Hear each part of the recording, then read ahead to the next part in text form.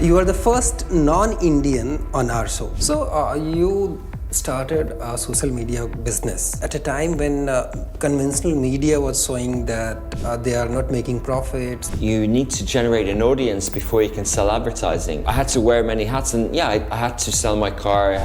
My bike broke in a race and I couldn't replace it, and like my road bike or whatever. How did I get through it? Just by chugging away and by basically trying to be very disciplined on what's coming in, what's going out. Lived life like a monk from those years. Pretty much in a way, like that was the discipline that I decided to do.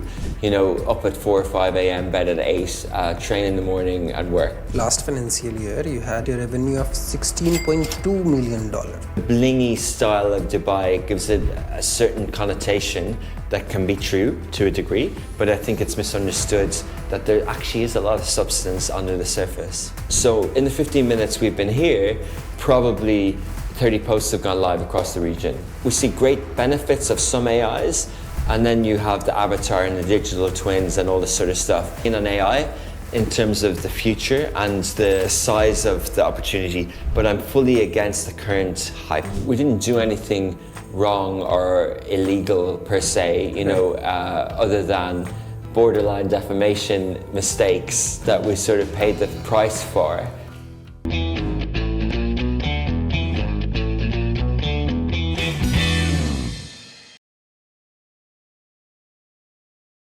Not any person or any guest can be better than the founder of Lovin Dubai page. I'm glad to have you, sir, on our podcast, Mr. Richard Fitzgerald. Thank you. So you are the owner and founder of Lovin Dubai page. Yes. To be honest, you are my guide, you are my mentor for Dubai, and I'm excited to have you on board. I'm glad to be on Decode. Let's see what we can decode on this show. And you are the first non-Indian on our show. Yeah. So thank you very much for saying yes and coming to our show. It's an honor for me and to meet you, and I'm really impressed with what you've achieved in India, and you know, congratulations on that, and hopefully it'll be replicated out of Dubai in the future. Thank you very much, sir. Thank you very much. With God's blessings, we'll definitely try to replicate that. Inshallah. Okay, so you grew up in Dublin. Yes, I grew up in Ireland, in Waterford, south of Dublin, but I spent many years in Dublin. Went to school near there and studied there and got my first job there. So how come Dubai? It was just a journey, really. I worked in Dublin for a few years, worked in London for a few years. It was when I was in London, in sort of my late 20s, that there was a few headhunters or recruiters calling. You know the space quite well. You know how these things might happen. And I had, you know, taken positions in agencies that were new at the time. Right. They were social media manager roles.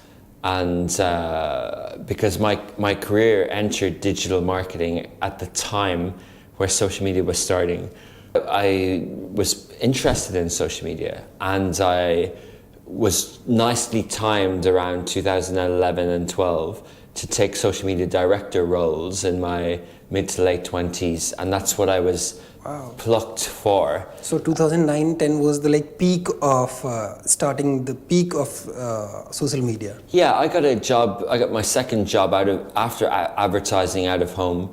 You know, I was 22, 23, I joined a digital agency in Ireland, and they didn't have a social media department, or they didn't have social media revenue stream. We were sort of doing it as added value at the very early. In 2007, you know, we were doing Twitter accounts and Facebook pages and Bebo pages and whatever back then.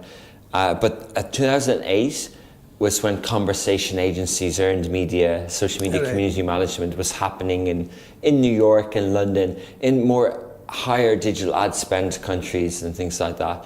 And so I sort of started trying to get into London in 2009. And if you think back, economically, that was quite a risky time to be looking to leave your job, because everyone was trying to hold on to their job back then, and companies were definitely downsizing. And even in my company, they were letting go people. You know, we had Coca-Cola, we had big brands who were cutting marketing spends in 2009. So for me to be trying to get out while everyone else was trying to stay in was a bit risky. but it worked out for me, and London worked out eventually. I joined the WPP network, and then I ended up in that sort of network here with the media agency, and that was an eye opener. That gave me not only a landing pod of Dubai, but as you mentioned off air, that Dubai can be a place where to expand globally. Gateway for global. Yeah, that was a better word. Yeah, and for me at the agency I joined at the time, it was a gateway for the not fully global, but for the Middle East and North Africa region. Right. The company I joined had 13 offices in 12 countries across 22 pan-Arab, Arabic speaking countries in the Middle East and North Africa. So my role of head of social was to hop on planes and to meet marketers in Iraq, in Jordan, in Beirut, in Lebanon, in Egypt, and work with clients across Morocco and Tunisia and Kuwait and Oman and all over the region. And I did that for a few years, and I built a small business unit within the group. So that was a great time for me, right. While I figured out whether I was climbing a corporate ladder, whether I was an entrepreneur, an intrapreneur, and all those sort of things. So you started a social media business at a time when conventional media was showing that they are not making profits, they are not for business. I mean, they are just surviving, they are not thriving. So at that time, you have taken a decision to start a social media business.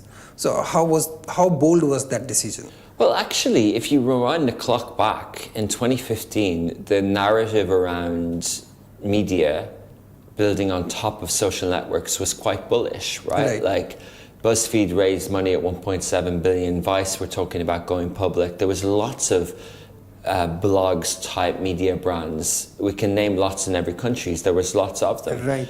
And it didn't work out. 10 years later, they've all sold for a tenth. Their SPAC listings didn't work. Many different things didn't happen.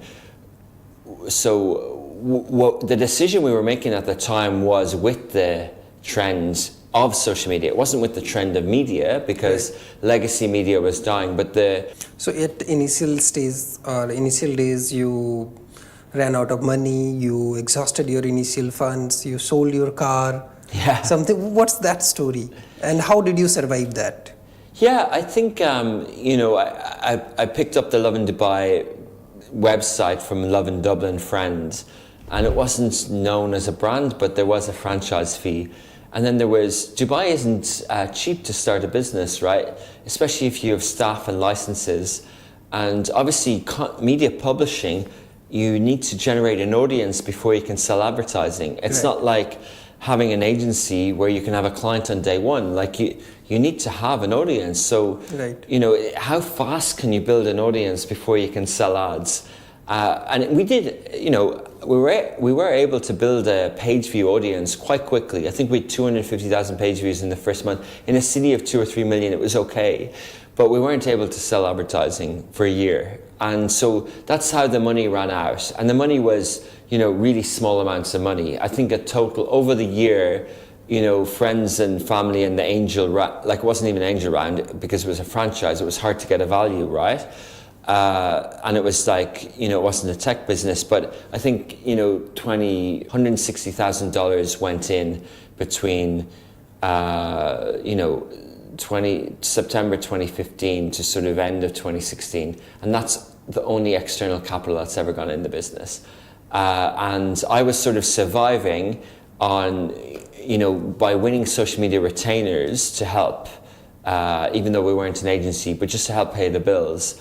And, wearing many hats. I was the salesperson, I was the community manager, I was the editor after a year when I had to let go of the editor, and I can't spell, right? So that was great.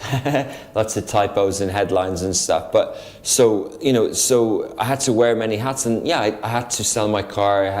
My bike broke in a race and I couldn't replace it, and like my road bike or whatever. And so how did I get through it? Just by chugging away and by basically trying to be very disciplined on what's coming in, what's going out of the business. Yeah, I came to know that you lead a monk lifestyle. Yeah, definitely. You know, I've used that phrase that I've lived life like a monk from those years. Pretty much in a way, like that was the discipline that I decided to do. You know, up at 4 or 5 a.m., bed at 8, train in the morning and work 6 days a week. Still you are following that? Pretty close to it. What is that? I want you to tell us. I mean, everyone, now I'm married and I have a kid, and everyone who doesn't go out could say that. But like, I think there's nothing major. I mean, I did Ironman triathlons, and so I had to train 2 or 3 hours in the heat in the morning, outdoor or whatever. So I had to go to bed early because I was tired, and I had to work hard because I had no other choice because I had bills to pay, right? So, and also the publishing schedule, the nature of publishing meant I couldn't really take time off, right? Because, it's okay with clients working 9 to 6, 5 days a week, but Lovin Dubai doesn't work. We're minimum 14 hours a day, 7 days a week. From 7 a.m. till about 11 at night we publish, and then we schedule stuff and stuff. So, if someone calls and if there's an issue editorially, like I'm jumping out of bed to answer the phone at any time, right? So, and that's just the way it had to be. You had to undergo some legal complications also during initial days? Yeah, and that sounds scary. I remember telling the investors who were on the board, we've got some legal stuff, and they're like, oh my God. And then I was like, guys, media companies deal with legal stuff. Right. Disney deals with legal stuff. BBC deals with legal stuff. Like, it's the nature of media, right? And tech companies, Facebook, deal with legal stuff. So it was just the understanding of what that was, and more so in media than in agencies and with brands and with things like that. So, but yeah, there were some times where things were actually innocuous and things were felt worse than they were, and then there was times where things were quite scary, and I had to navigate that as well at those times. But alhamdulillah, we didn't do anything wrong or illegal per se, other than borderline defamation mistakes that we sort of paid the price for, and but nothing. What should I say? That was like systematically wrong with what we're trying to do. I think publishing at that speed and publishing in a region where media is quite new, right? Like I often talk about the history of media and regulation and the printing press and, the relation with media here versus other parts of the world, and the regulation, and then also how fast social media came about and how many eyes were on social media. And something might look absolutely perfect to one person, but someone else might see something wrong with it. So I think, we have 250, 300 social media profiles. We have Lovin in 30 cities. We have Smashing on 12 verticals. On top of social, we have 70 podcasts. We have applications. We have TV channel. We have, all these streaming services. We have podcasts. We have websites, right? So and there's 60 of our 150 people publish content on all these channels. Right. With 15-minute approvals. So in the 15 minutes we've been here, probably 30 posts have gone live across the region, right? So yes, there are some times where you can't control everything, but you have to build. I think that's the nature of digital. Like, you either do it or you don't. And if you embrace it, you have to embrace it fully. You have to empower, but also you have to protect. Right. You have to have the right guidelines, the right incentive model. Like, if you incentivize your journalists to get page views without fact checking, or to do defamation because it gets high views that you can sell against, then that's a recipe for disaster. So you have to be so careful with that. And I think with the Lovin brand, it's in the name. It's positive, it's defensive of Dubai, it's pro Dubai. Right. It celebrates the good. And so does Smashy. Smashy is for inspiring people and content, and we're creating heroes. So we're not actually trying to make successful entrepreneurs take them down. We're actually trying to build them up. Right. So you can solve many of these potential problems from the start, right? So I think, but having said that, we've had skirmishes and issues in the past, and we will in the future, and I'm not naive to that. So, how difficult it is in reporting in Dubai as compared to other part of the world? Difficult in terms of it's actually easier in a way because Dubai is a great platform. There's great stories to be told. The city's really fast. There's loads happening all the time.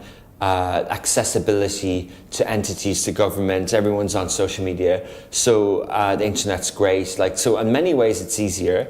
In terms of regulation, again, referencing media and constitutions and guidelines, it's a different constitution in an Islamic world than a non-Islamic world, especially regarding to what was written 250 years ago in one country on the 4th of July as a First Amendment is just not here, right? Because it wasn't written here, right? So why should it be?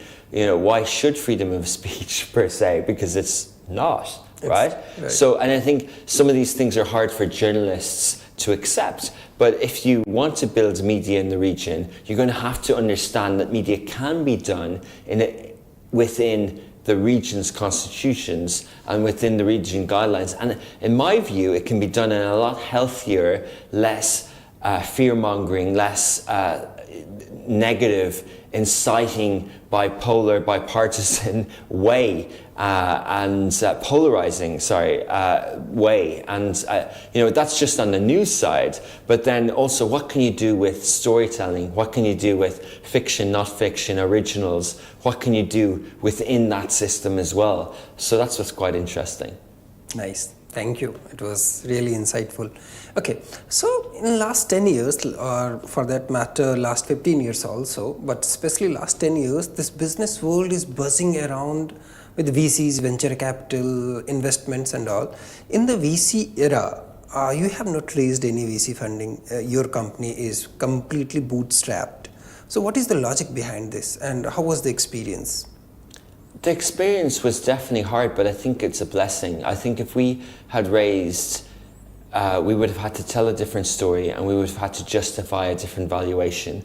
And I don't think necessarily in this region and in media you can actually control certain things. I don't think you can control the business model, right? Like we referenced the modern media companies that didn't survive, right? In other markets. So I think on some level it's a blessing.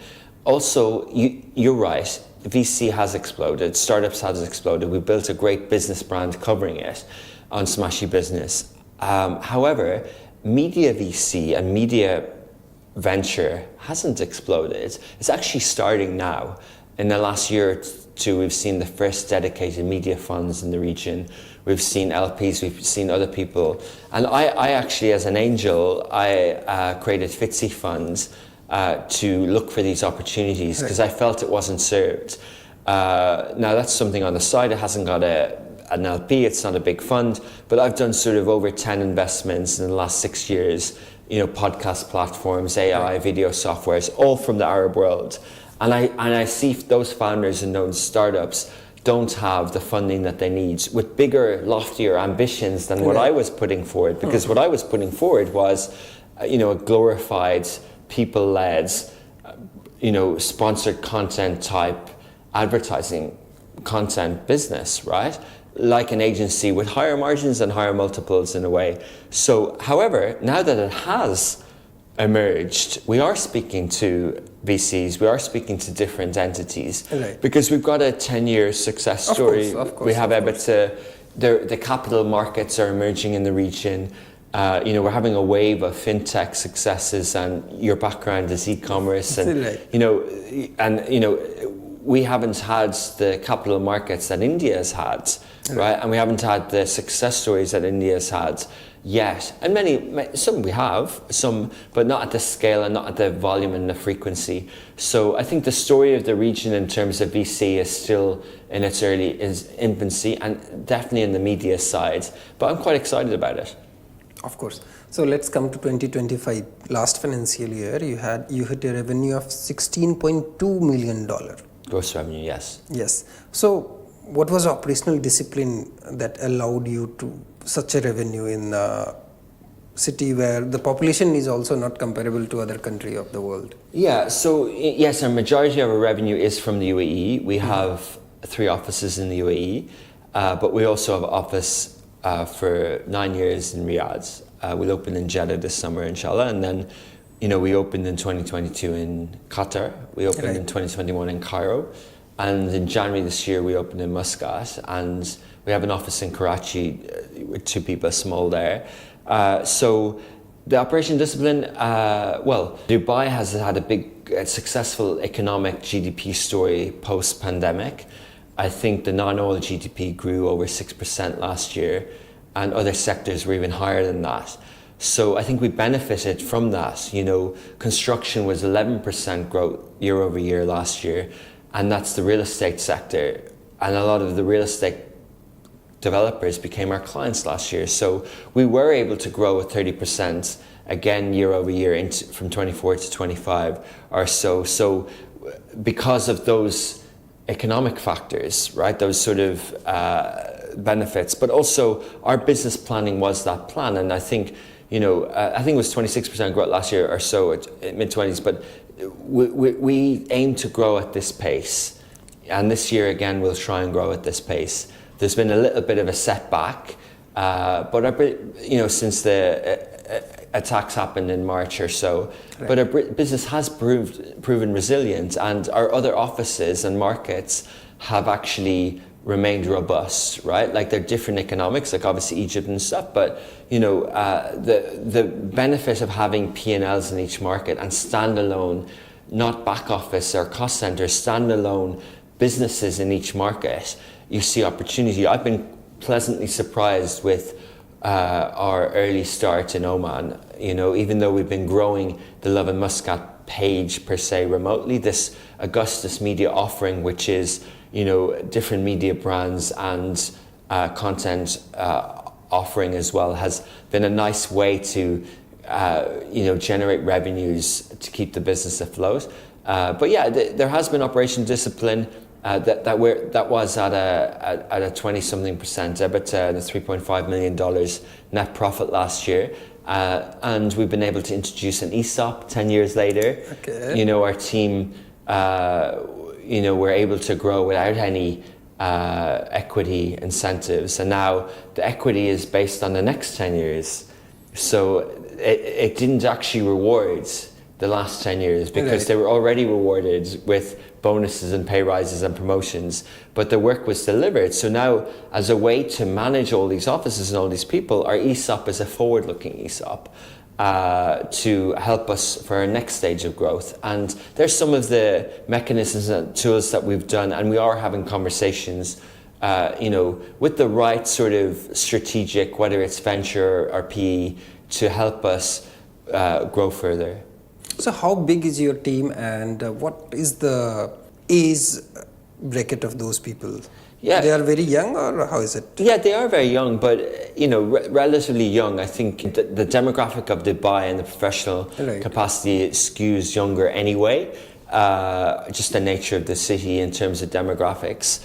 But and our population is spread across the region. We have 100. We will touch 150 by the end of this month, I think. We're over 50 in Egypt. We're over 40 in UAE. We're 20-ish in Saudi, and then we have people scattered across the Levant region in Palestine, Jordan, Iraq, Syria, Lebanon, and then the rest are in Qatar, Bahrain, and Oman. Demographics, mid-20s, right, give or take. I haven't picked an average. We're not really. I think when we hire locally, generally we believe in growing talent, and we don't pick off shelf. We don't go to our competitor and pick someone. We generally just give people a chance, especially when it comes to social publishing and business development and the roles that we hire for, because the way that Lovin Dubai and we operate is quite a little bit unique in the region. There aren't that many competitors per se, There are attempts, but there aren't that many places to pick off the shelf from. So by nature, by default, we do recruit. Like in Saudi, we just give people a chance from universities. Right. We work with systems over there, Takat and Tamir, where you get incentives to give people jobs, right? And they learn on their job. And the same in Egypt, we do take a bit more chances, especially in web development and our small team of developers. We do sort of pick people who have done the work before.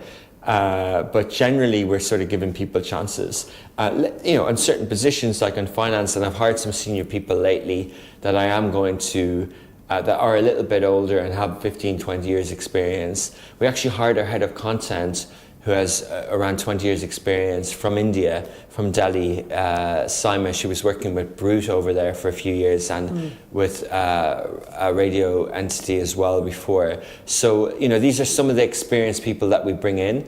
But yeah, it's media and publishing, social and stuff is sort of a young person's game. I'm getting too old for it now. Okay, no issues. So, there is a theory, protect the feed.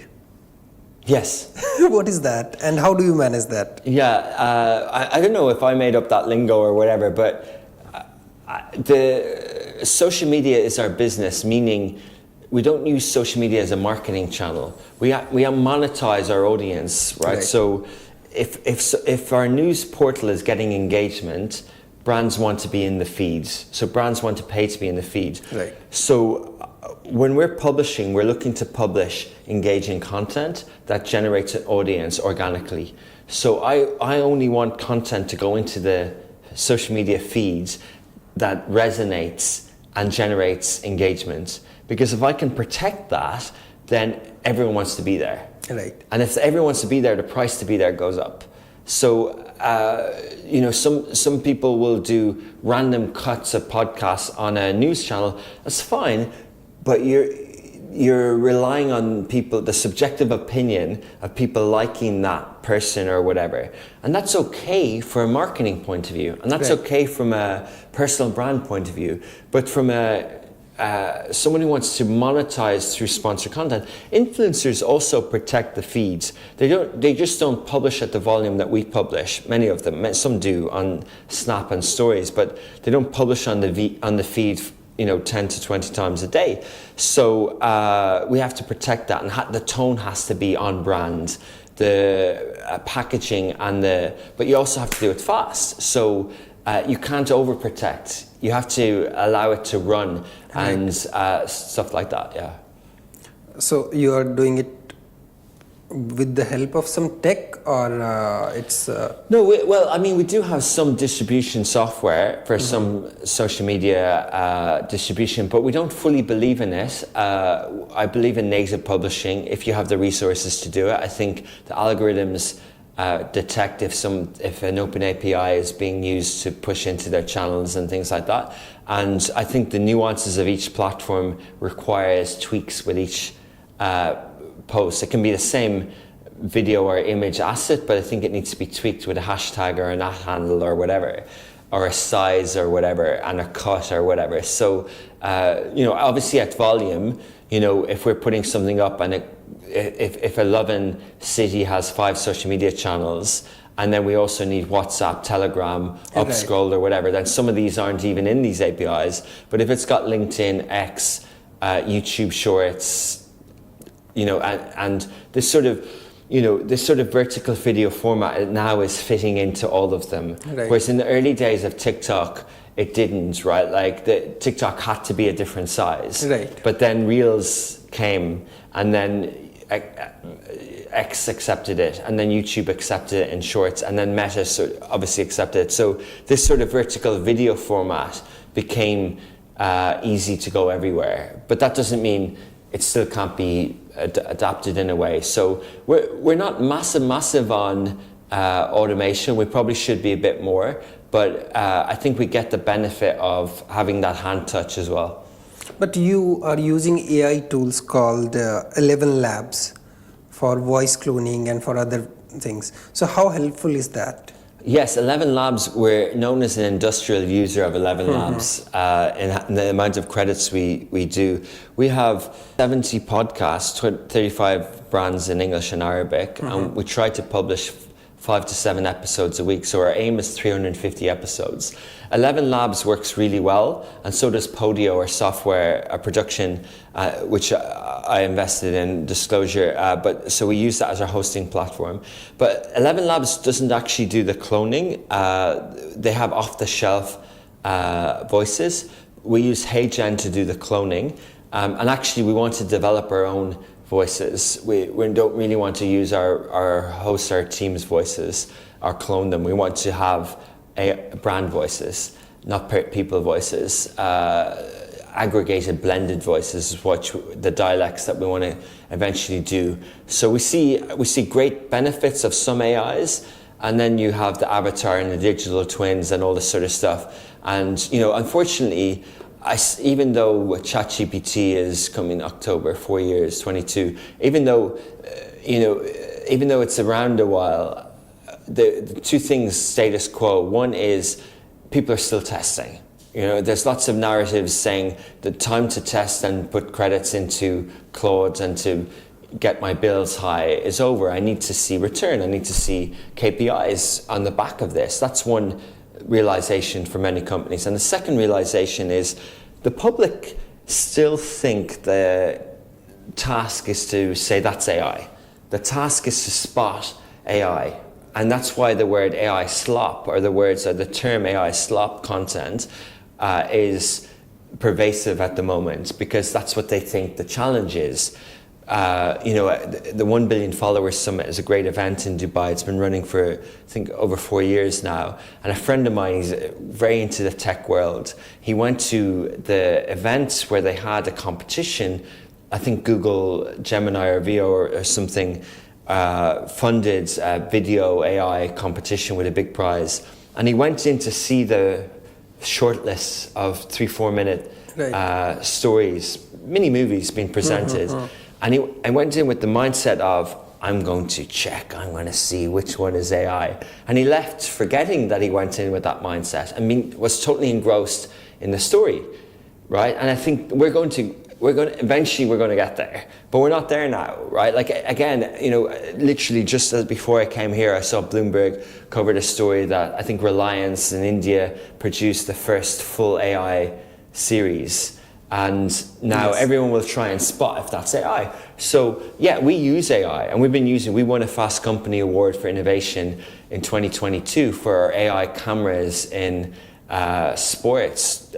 No cameraman in the stadium, and the AI software going up and down and calibrated for each sport. So we're not afraid of using AI, but it has to have a business case. It has to reach the targets that we've sort of business objectives and sort of relate to that. But I think we'll use a lot more AI. I also think we'll have a lot more people using AI. Okay, one question, as a businessman or as a founder, what do you think? AI will replace jobs? Well, I think I just alluded to it in terms of valuations and in terms of the stock market and the companies. So I think that's going to come up in whatever way. Maybe it's a crash, maybe it's not. But I'm fully in on AI in terms of the future and the opportunity, the size of the opportunity. But I'm fully against the current hype. I think the valuations right now and the entry point and the AI wrappers. I get pitched AI softwares from media companies every day. Right. And so I definitely think that we're in a little bit of a bubble. But do I think it's justified in the long term? Absolutely. I just don't think it's justified in the short term. So I think the economy, the jobs that are going to be created on the back of AI are going to be far more than they're going to replace. I think there's going to be loads of jobs. But it's probably going to wobble its way to the top. Right. Okay. So let's say you have to launch Lovin Dubai today in 2026. What different approach would be there? I still believe in the Lovin Dubai mantra, mission, and the Augustus media mission of being the modern media company in the Middle East, North Africa. I still believe that, you know, a city local platform works in today's world, you know, but media has moved on, right? Like back then it was sort of a blog type WordPress website powered by Facebook. Now we're very much in vertical video and apps and streaming and moving into AI. So I think I would start with that, probably still Instagram. Instagram's obviously very popular in Dubai. We've had lots of pages, competitors of Lovin Dubai, loads of them. But I feel like, you know, Instagram also has a shelf life. They've done quite well to keep it going. I think they innovated in the right way without acquiring companies. But I do think it's got a shelf life, like all social media platforms. So I don't think that the strategy of just launching a page and calling it a page and not having a digital ecosystem around it. I really believe in podcasts, newsletters, the wider digital ecosystem, apps. You know, I believe in messaging apps. We have 379,000 subscribers of Lovin Dubai on WhatsApp, and the engagement's great. And we have 30 of those for Lovin across the region or so. And we didn't have those 10 years ago. So I think I would do a lot more of that. And then also streaming. The smart TV penetration in the region is still quite low compared with the US. I think it's about 1/5 of where it will be in the future. Now, is TV going to take over TikTok and everything? No, but it's still going to get higher than it is now. Like World Cup is coming on the 11th, which we're very close to. And generally, that's a good sales cycle for smart TVs. Right. You know, you'll see a lot of smart TVs. And the smart TVs now are built on top of operating systems. You're a tech guy, you know this. It no longer is it just Android and iOS. You know, it's not a duopoly anymore. Right. You know, and the OSs are not only on smart TVs, they're in cars. They're in every connected device. Right. And they're in every screen. It's an ecosystem basically. Completely. And it's a complete ecosystem. And when we're evolving in transport, right, then it becomes interesting in terms of, with what's happening with Starlink and the sky and everything, right? So, you know, this whole Internet of Things IoT that we heard 20 years ago, like that's continuing to evolve, and media plays a role in that, and screens and things like that. So it's definitely not just a page. What do you see yourself as a competitor? Who is your competitor? I don't worry about competition. No, when I'm asking competition, it doesn't mean that some other page or some other Instagram page. What do you want to compete with? Is it the self-life of Instagram, or what is that? I still think people disagree with this. Like people tell me, Rich, you should be a reach company, or you should get into tech, or you should sell a bigger story. I still think we're a modern media company. Like a modern law firm just has lawyers who specialize in e-crime and cybercrime and things like this, right? So I think we're a modern media company built on digital. So any media company who's transforming into digital, that's who I compete with. But that's actually merging, right? Like Netflix is becoming more like YouTube and vice versa, and Spotify. So actually, like maybe potentially eventually, but we weren't really fully designed in that way, and maybe we need to get better at tech to really play in that. But the problem with saying you're like that is it becomes a zero-sum game, and you have to be the biggest. Like, you have to say Netflix is a global studio and there's only one, or Spotify or whatever. But I think in a multipolar world, I think you can win locally in streaming or in digital media. I think you can replace the incumbent legacy ones who don't digital transform fast enough. And I don't think it's a zero-sum game. But yes, is there an element of that YouTube is a competitor? Yeah, but so is the radio, so is a page on Instagram, so is a newspaper who has a website, so is a TV station, so in many level, anyone who publishes content. There are 800 million content creators of 2 billion active monthly users on TikTok. In a way, all 800 million of those and TikTok are all competitors. But on another way, none of them are, because we're different to 800 million content creators, in that we will publish about them. We will aggregate and curate and tell stories of what's happening, what TikToker did what in each city today, but they won't do that about their competitor. You know what I mean? So we're a curator to make sense of the noise. And that's what digital media, that's the role of modern media, because there's so much fragmentation, there's so much noise. So how do you make sense of what's going on? Today we are sitting in 2026.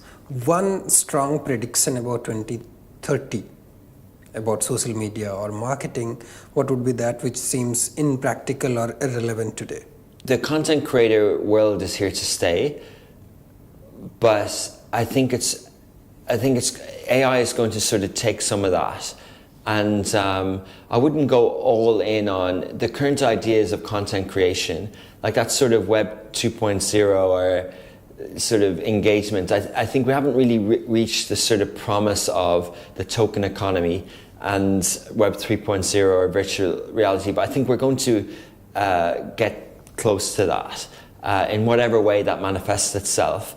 But I wouldn't necessarily believe we're going to be in full status quo of content creation. I don't think they're going to own 100% of media attention in the next 5 years. I think they'll own 30-40%, but it'll be a mix of AI as well, for sure. So let's see. I think this is a century. This is a digital media century that started in Web 2.0 was coined in 2004 by an individual, and the Facebook and all those guys started then. And I do think that they're the train tracks of the 21st century. The Metas, the Googles, of the 1995 onwards, like they were sort of part of that. But I think we're sort of going through that sort of journey and phase. And just like AI, the companies that sort of build on top of that, I think brands will exist. I think media brands will always exist. You asked for one, and I sort of gave a few in the answer. Yes. So my next question would be: you are a founder, you are a businessman, and you had an opportunity to meet various founders at their earlier initial stage, before being so famous or something like that.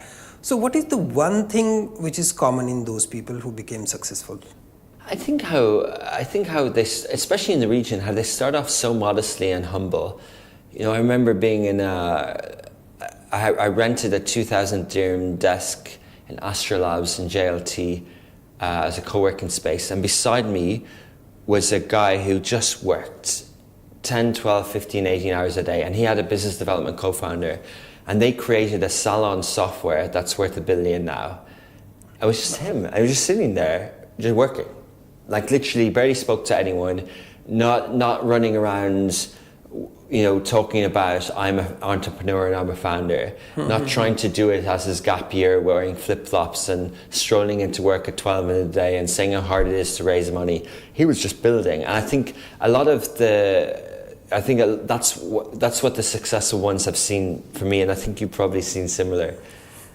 Builders are generally quiet at the start, right? Like they sort of have head down and they're cracking the code. They're looking at the data. They're looking at the CAC, the LTV. They're looking at these sort of things, And you might not hear of them, and you think that they're dying, but they're looking at that incremental monthly growth.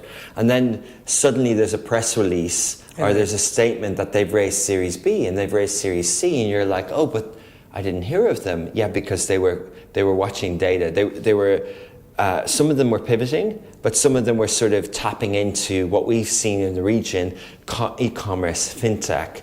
Like I was talking to a guy in the office here from Alpha Geek Arts, and that's a digital agency, and they're really specializing in lower funnel e-commerce brands because they can see how fast they're growing.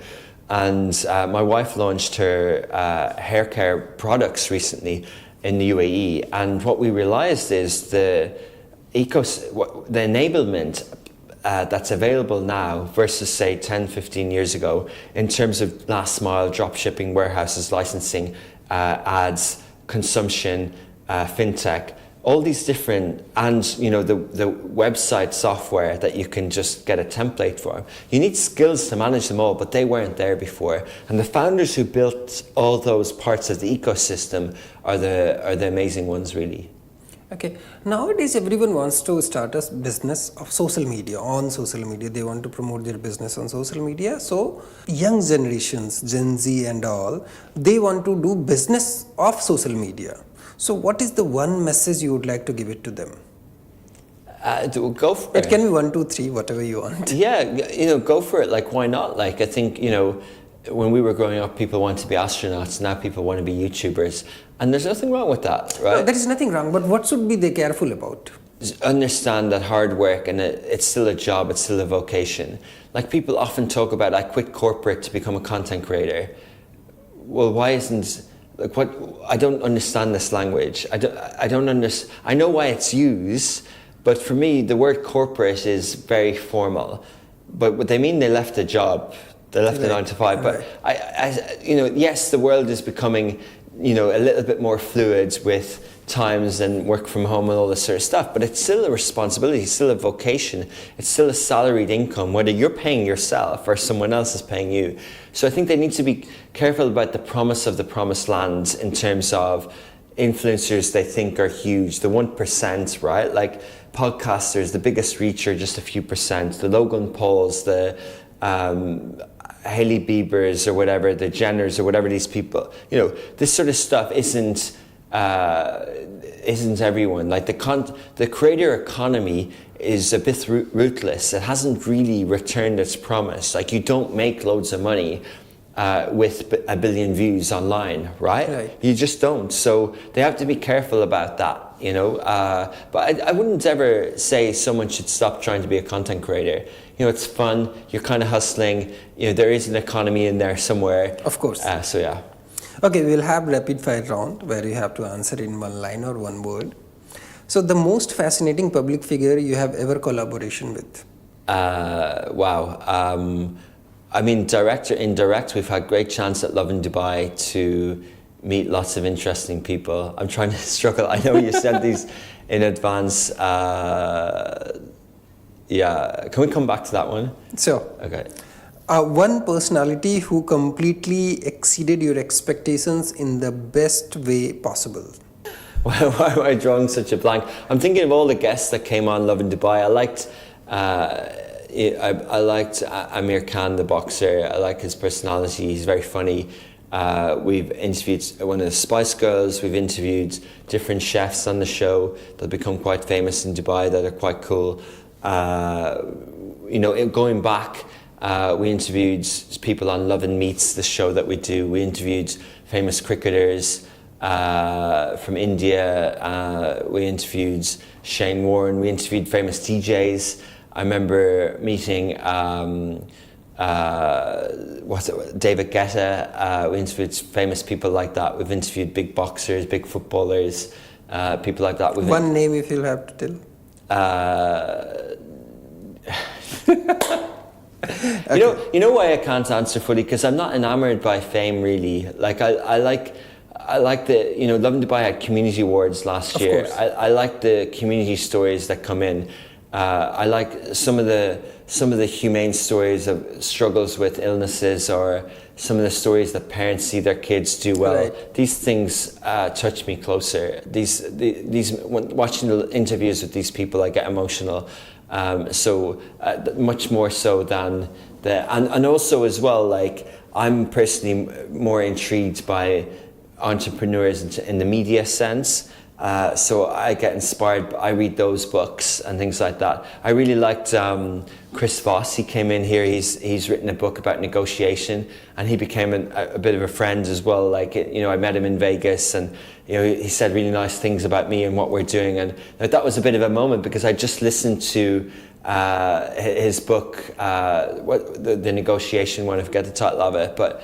That's quite a famous book, and he has a masterclass. He's quite well known, so I was quite impressed with him. I liked him, and people like that as well. Yeah. So, but there's definitely been big names like Muhammad Al Abar, people like that who we've indirectly interviewed. I haven't, sat down with them personally, but I interviewed a lot of people on the Smashy Business show earlier myself, and there's some impressive founders and people in the region as well. And I had the pleasure of meeting His Highness Sheikh Mohammed, the ruler of Dubai, who was very, that was a starstruck moment as well, because Dubai really is a fascinating place to build. Of course, it's such an entrepreneur's dream, and he in many ways, he has a book called The CEO, Sheikh CEO, and I think that's really, how he's built the city. So yeah. Right. Okay. The best piece of media or headline you have ever seen? Yeah, the obvious answer here, because I grew up in the 80s and 90s, is to pick about like a headline on a newspaper. Right.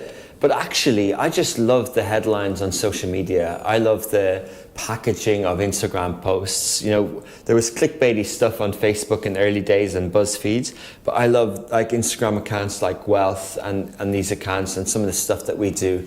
Just some really smart stuff. Like, in the last week we worked with one of the sons of the Damak group, and he created posts across many global pages, and they were all paid for posts.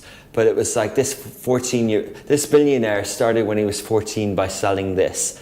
And I loved the position of it because it was all paid, but it's so smart. It's personal branding, and it's understanding the way to reach it is to let the platforms write in a smart way about you that isn't PR. And I love that. And I think so many people could learn from that. Yeah, you're going to have to pay money to get it, but if you let them package it for you, if you let them write it in that inspiring way that they've written a native story, the engagement that you're going to get, because it looks authentic and real, and it is, but it's just packaged and it's smart marketing. I think there's a lot of things like that are really good. The biggest positive takeaway from working with high-profile individuals? I guess as a media company, getting big names as interviews gives a certain level of credibility, but we don't chase it too much. Indirectly we cover these people without necessarily meeting them, right? We profile them, we tell their stories in a positive way. So, we believe in the harder you work today, the more you're rewarded tomorrow. Of course, validation and acknowledgement from high-profile people is nice, but we don't chase it. One word to describe the vibrant Dubai media scene? I think you used the word vibrant, but I just think it's electric or fast. Fast. Okay. Instagram, TikTok, LinkedIn or YouTube, which platform excites you the most for next 5 years? Yeah, I had a look at this one before. I think if I had to pick, I would say TikTok. I think, the platforms actually haven't excited me that much. I think they've sort of stagnated a little bit on innovation. I haven't seen major features that I've sort of seen great innovation in. The sort of pivot to vertical video was sort of there, but I haven't seen massive innovation. I think shopping hasn't really come in a real way as it has in Asia. I think messaging hasn't evolved massively. I think the product innovation that's happening on X is interesting, but I would worry a little bit about X because their ad business has been cut in a quarter, and they're part of the whole SpaceX IPO now. But I like some of their innovation. I like some of the ways that they're putting ads into messaging. I like the payment element. I like the fact that they're trying messaging. So X has a potential, but I think if I had to pick one, I think the engineers and the speed behind TikTok and the fact that ByteDance are so together with the cloud and so together with shopping and data, I think they have a really good chance. So, one city you believe is poised to become the next major global hub? Riyadh. Yeah. Okay. Podcasting or short form video, where is the most exciting creative opportunity? Streaming. So whether podcast is streaming or whether short form video is streaming, I think this sort of combination of sort of live streaming technology, personalized media, is very exciting. Video in general, but I don't think podcast is necessarily long form. I think podcasts can be short form. Of course. But yeah. Okay. What is the most beautiful misunderstood thing about Dubai? I think it's overanalyzed and overwritten about in many ways. I think it's misunderstood in that it's very much a modern, livable city. It's not a concrete jungle. It's so vibrant. And it's a bit more mature than people give it credit for, you know. I've been here nearly 15 years and it's a bit more robust than people give it credit for. Like, things go through journeys and stories, but there's been people who built businesses here for 30, 40 years and they're still around and they've stories to tell. So I think the blingy style of Dubai gives it a certain connotation that can be true to a degree, but I think it's misunderstood that there actually is a lot of substance under the surface. Okay, thank you very much. We are done. Thanks a lot. You said so many things about Dubai and past, present and future of social media. Thank you very much. Thank you, Navneet.